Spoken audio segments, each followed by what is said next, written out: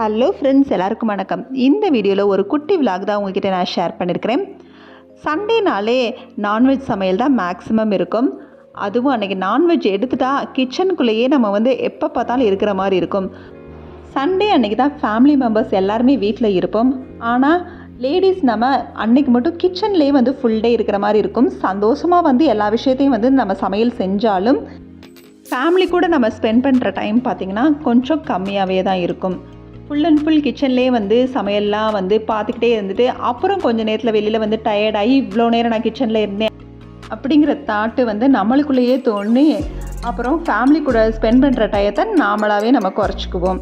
So அந்த மாதிரி விஷயங்களை தவிர்க்கிறதுக்காக நான் சண்டே என்ன சமைக்க போகிறோம், என்ன நான்வெஜ் எடுக்க போகிறோங்கிறத மொதல் நாளே டிசைட் பண்ணி சண்டே நைட்டு 9 மணிக்கு மேலே அதுக்கு தேவையான விஷயங்களை நான் ப்ரிப்பேர் பண்ணி வச்சுருவேன்.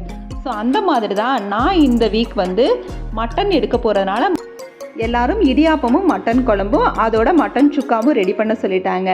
ஸோ அதனாலேயே இடியாப்ப மாவை நான் சாட்டர்டே நைட்டே அரைச்சி வச்சுட்டேன்.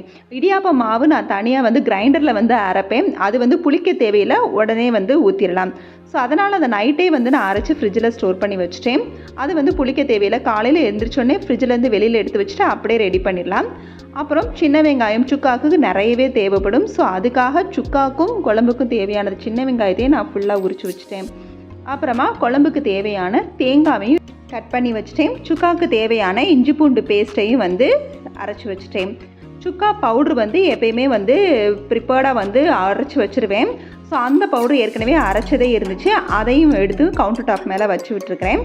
நான் கட் பண்ணி வச்ச தேங்காய், வெள்ளைப்பூடு, இஞ்சி பூண்டு பேஸ்ட்டு, அப்புறமா சின்ன வெங்காயம் எல்லாத்தையும் ஃப்ரிட்ஜில் எடுத்து வச்சுட்டேன். சின்ன வெங்காயம் தோல் உரித்து வைக்கலாம், ஆனால் கட் பண்ணி தான் வைக்கக்கூடாது. ஸோ இந்த மாதிரி பொடிசாக கட் பண்ணது காலையில் எழுந்திரிச்சு தான். காலையில் எழுந்ததும் மொதல் வேலை ஃப்ரிட்ஜில் இருந்து சமையலுக்கு தேவையானதை எடுத்து வெளியில் வைக்க வேண்டியதுதான். ஸோ அதை எல்லாத்தையுமே காலையில் எழுந்திரிச்சோடனே வெளியில் எடுத்து வச்சிட்டோம்னா அப்படியே உடனே அடுத்தடுத்த சமையலுக்கு தேவையானதை வேகமாக செஞ்சு முடிச்சிடலாம். இது மூலயமா நம்மளுக்கு மட்டன் வேகிறதுக்கு மட்டும்தான் டைம் எடுக்குமே தவிர நம்ம சமைக்கிறதுக்கு ரொம்பவே ஈஸியாக எல்லாத்தையும் செஞ்சு முடிச்சிடலாம். ஏன்னா நம்ம ரெடி பண்ணி வச்சதெல்லாம் அப்படியே சைட் பை சைடு இருக்க அடுத்தடுத்து நம்ம எடுத்து அதை அரைச்சி ரெடி பண்ண வேண்டியதான். ஸோ இந்த மாதிரி என்னோடய வேலைகள் மேக்ஸிமம் கிச்சனுக்குள்ளேயே சண்டே பொழுது போகாமல் தேவையானதெல்லாம் சமைச்சு கொடுக்கவும் முடியும், ஃபேமிலி கூட டைம் ஸ்பெண்ட் பண்ண மாதிரியும் இருக்குது. இப்போ இருக்க பரபரப்பான அந்த ஓடிக்கிட்டே இருக்கிற லைஃப்பில் அந்த சண்டே மட்டும்தான் எல்லாரும் எங்கெங்கேயோ போகிற பறவையெல்லாம் கூண்டுக்குள்ளே அடைஞ்ச மாதிரி அந்த சண்டே ஒரு நாள் தான் வீட்டில் எல்லோரும் சேர்ந்து இருக்கிறோம்.